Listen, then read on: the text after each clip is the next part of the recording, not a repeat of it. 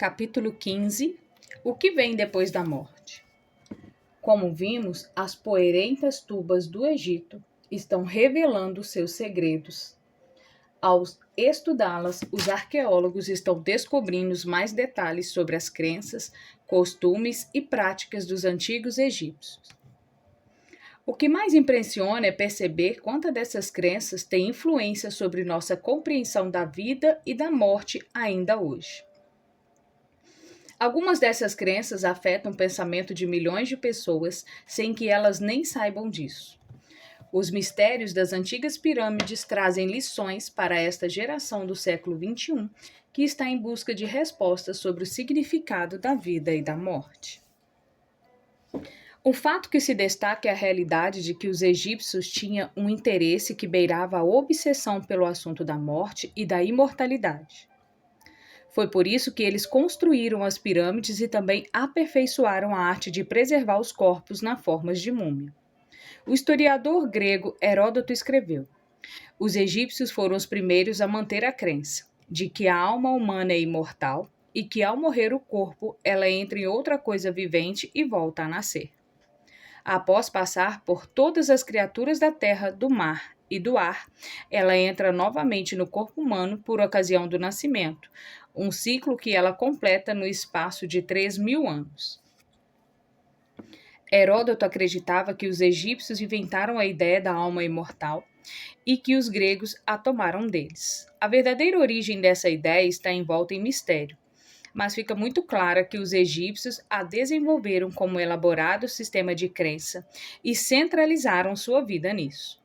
Também, os gregos acreditavam na imortalidade da alma e foi por meio deles que a ideia foi propagada ao longo dos séculos, incorporando-se na cultura popular de nosso tempo. Certa vez, estive presente no enterro e ouvi o pastor ler belas passagens da Bíblia sobre a ressurreição. Quando Jesus voltar, ele disse: nós veremos o Paulinho novamente. Então seus pais poderão carregá-lo nos braços outra vez. Meu coração se encheu de alegria ao pensar naquele maravilhoso dia. Para minha surpresa, ouvi o pastor dizer: a alma de Paulinho está lá em cima no céu, e ele está olhando para todos nós aqui embaixo. Pensei: espere, se a alma do Paulinho já está no céu, por que Jesus vai ressuscitá-lo no futuro e levá-lo para cima de novo? Isso não faz sentido. Com tristeza, descobri que não era apenas aquele pastor que estava confuso. Essa confusão existe na mente de milhões de pessoas hoje. Ideias que eram populares no Antigo Egito e na Antiga Grécia são muito comuns em nossos dias, e as pessoas as assimilam sem nem mesmo perguntar se elas estão de acordo com o que as Escrituras ensinam sobre o assunto. Entendendo a morte por meio da criação. A chave para entender o que a Bíblia ensina sobre a morte e a vida futura está no livro de Gênesis, que descreve como tudo começou. O livro das origens nos ajuda a entender o fim da vida. A história da criação explica o mistério da vida e da morte. Então formou o Senhor Deus ao homem do pó da terra e lhe soprou nas narinas o fôlego de vida. E o homem passou a ser alma vivente. Gênesis capítulo 2, verso 7. Primeiramente, o relato bíblico da criação diz que Deus formou o ser humano a partir do pó. Isso quer dizer que ele tomou os elementos básicos da terra, organizou-os e lhes deu a forma de um ser humano. Quando terminou, tudo estava perfeito e magnífico como somente Deus poderia fazer. Mas ainda era apenas pó.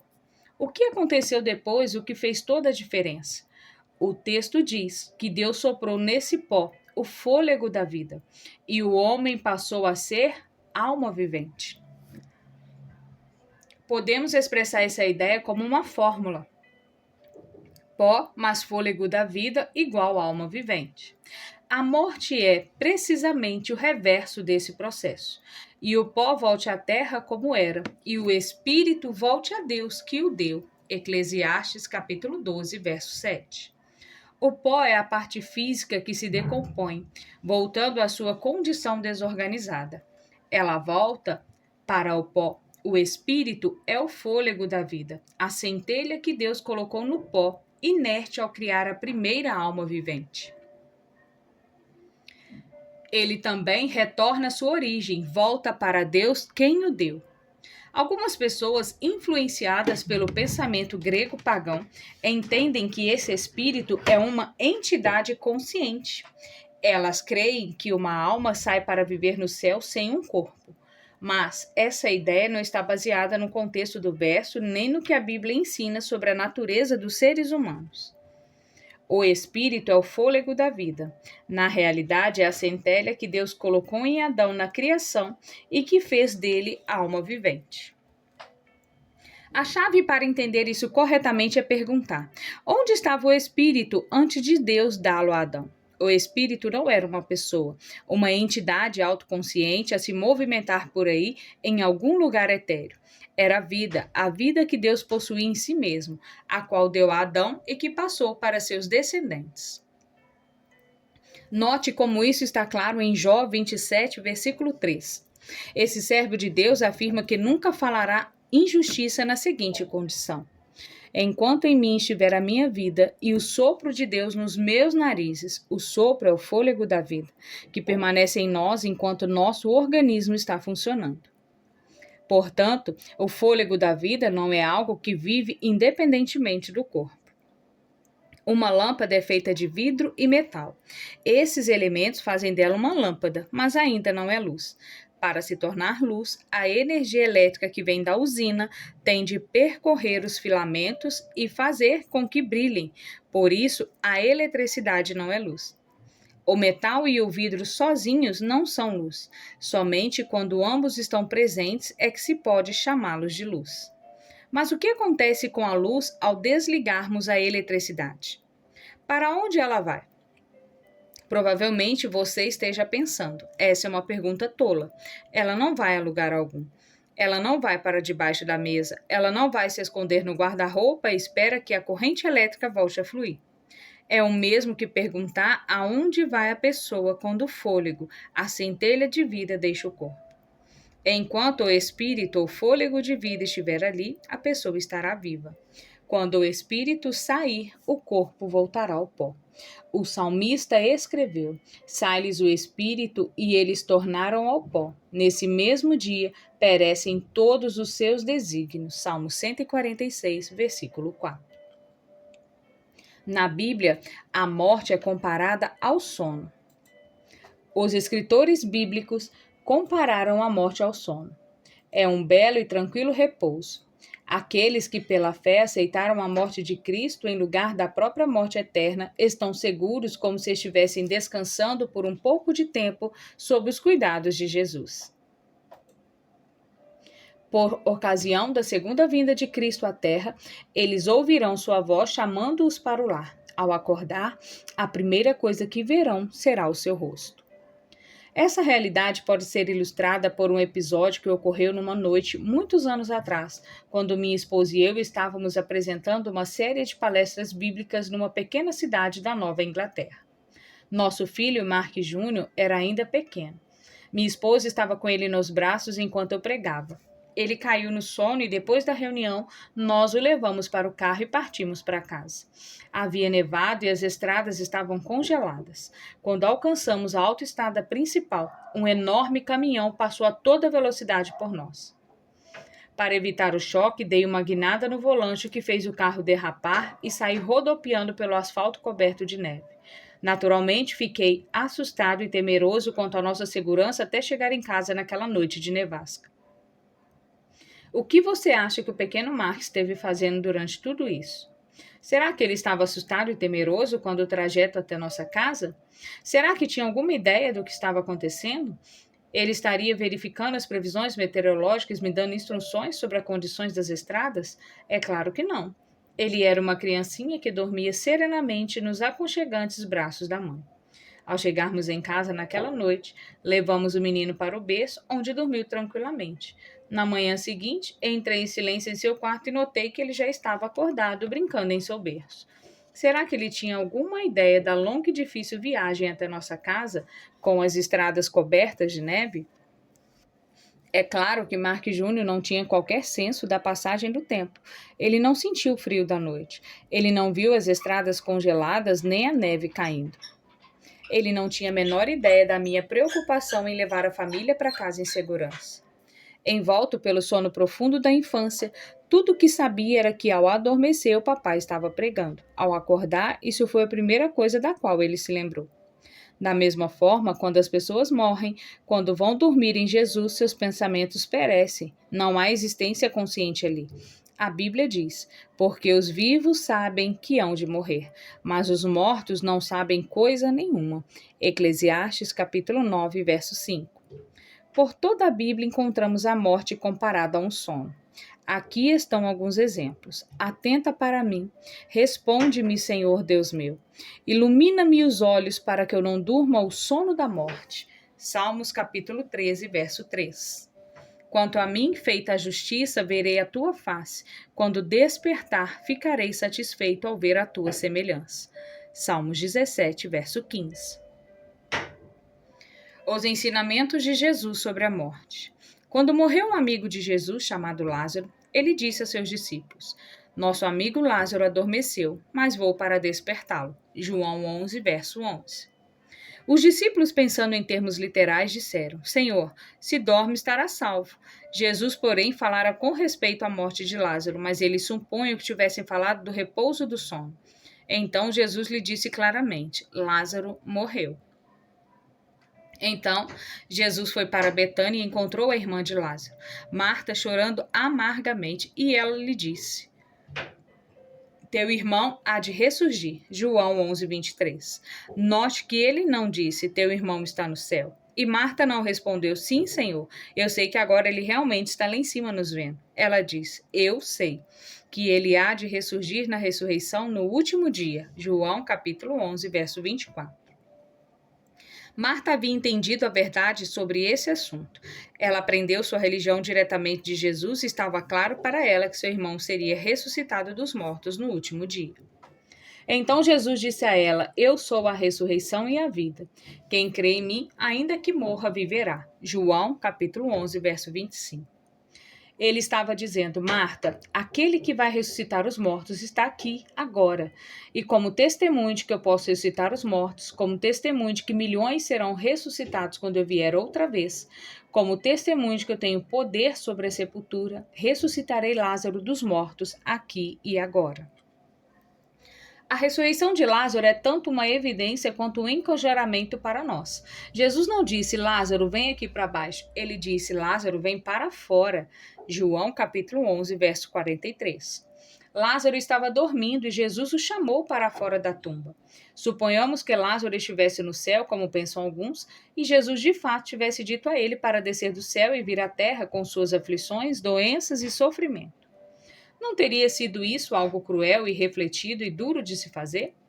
Se o indivíduo está no céu desfrutando as delícias da eternidade, certamente será uma crueldade chamar essa pessoa de volta à terra. É por isso que a Bíblia revela tão claramente: os mortos não louvam o Senhor, nem os que descem à região do silêncio. Salmo 115, verso 17. Deus sabe o que é melhor. A morte é um sono inconsciente que durará até a manhã da ressurreição. Nossos amados não ficam sabendo das aflições pelas quais passam os que ainda estão vivos. Eles não podem ver nossas provações e dificuldades, nossas tristezas e sofrimentos, nossas dores e enfermidades. Eles estão dormindo, descansando até o dia final, quando nosso Senhor voltará. Que melhor notícia poderíamos ter do que saber que a morte não é o fim? Jesus triunfou sobre a morte. A morte não é um fato definitivo. Jesus ressuscitou Lázaro e pode ressuscitar seu esposo, sua esposa. Ele pode ressuscitar aquele bebê que você tanto deseja ter em seus braços outra vez. Ele pode trazer à vida seu filho ou sua filha. A imortalidade na Bíblia. Você pode estar pensando, mas o que dizer de todos aqueles textos bíblicos que falam sobre a alma imortal? O fato é que esses textos simplesmente não existem. A palavra alma e outras palavras semelhantes aparecem centenas de vezes nas Escrituras, mas nem mesmo uma vez elas têm ligação com a palavra imortal. O apóstolo Paulo diz que nós buscamos a imortalidade. Se a estamos buscando, isso quer dizer que não a temos. Ele também diz que um dia, pela graça de Deus, nós a receberemos. Romanos capítulo 2, versos 6 e 7. Isso acontecerá na ressurreição, quando Jesus voltar. Então, o que é mortal se revestirá de imortalidade. 1 Coríntios 15, 54. Portanto, a imortalidade, pela graça de Deus, faz parte de nosso futuro, mas não é algo que temos agora. Mortal, naturalmente, significa sujeito à morte. Toda vez que a palavra mortal aparece na Bíblia, ela se refere a seres humanos. Por exemplo, em Jó capítulo 4, verso 17. Seria porventura o mortal justo diante do seu Criador? Nós somos mortais sujeitos à doença e à morte. Por isso o apóstolo Paulo declara que buscamos a imortalidade. Vivemos em contraste com Deus, que é bendito e único soberano, o Rei dos reis e Senhor dos senhores, o único que possui imortalidade. 1 Timóteo capítulo 6, verso 15 e 16. Isto é suficientemente claro, não é? Deus Pai tem imortalidade, Deus Filho tem imortalidade, Deus Espírito Santo tem imortalidade. Somente Deus tem imortalidade. Nós receberemos imortalidade na volta de Jesus. O apóstolo Paulo declara: Eis que vos digo um mistério. Nem todos dormiremos, mas transformados seremos todos, num momento, num abrir e fechar de olhos, ao ressoar da última trombeta. A trombeta soará, os mortos ressuscitarão incorruptíveis e nós seremos transformados. Porque é necessário que este corpo corruptível se revista da incorruptibilidade e que o corpo mortal se revista da imortalidade. 1 Coríntios 15, 51 a 53. A Bíblia é clara. Em nosso presente estado, somos seres mortais, sujeitos à doença e à morte. Nós buscamos a imortalidade e a recebemos na segunda vinda de nosso Senhor Jesus Cristo. A imortalidade no paganismo. Já vimos como o dia de adoração ao sol veio do culto pagão babilônico. Da mesma forma, a ideia egípcia grega de uma alma imortal veio para dentro da igreja cristã, quando o paganismo e o cristianismo se uniram nos primeiros séculos. Estrabão foi um geógrafo grego que viveu em Roma e morreu nos anos 24 depois de Cristo. Ele escreveu que as pessoas também inventam fábulas à maneira de Platão sobre a imortalidade da alma e outras coisas semelhantes. Justino Marte foi um dos escritores da igreja primitiva. Ele nasceu no ano 6 depois de Cristo, muito próximo do tempo em que o último dos apóstolos morreu. Ele viu que a ideia da imortalidade da alma já estava começando a se infiltrar na igreja e escreveu: Se vocês se encontrarem com alguns dos chamados cristãos, mas que não admitem a verdade da ressurreição e ousam blasfemar o Deus de Abraão, o Deus de Isaque e o Deus de Jacó, dizendo não haver ressurreição dos mortos e que quando eles morrem sua alma é levada para o céu, não pensem que eles são cristãos. Nos últimos dias da história humana, o diabo usará o espiritualismo para iludir milhões de pessoas. A ideia da alma imortal está preparando o mundo para o último engano de Satanás. Jesus nos adverte: vede que ninguém vos engane. Mateus capítulo 24, verso 4. O espiritualismo será avassalador no tempo do fim. A Babilônia, um símbolo do falso sistema religioso fundamentado no orgulho e na opinião humanos, se tornará morada de demônios. Apocalipse 18, verso 2. Esses demônios ou espíritos mentirosos levarão o mundo inteiro para a última guerra da terra, chamada de Armagedon. Ver Apocalipse capítulo 16, verso 18 e 19. A razão pela qual a compreensão sobre o estado dos mortos é tão importante é que o diabo personificará os nossos queridos que já morreram e aparecerá como um ser de brilho fulgurante, cheio de mentiras, distorcendo a palavra de Deus. Entender a verdade sobre a morte é a nossa proteção contra os disfarces do diabo. A Bíblia é clara. Tal como a nuvem se desfaz e passa, aquele que desce à sepultura jamais tornará a subir.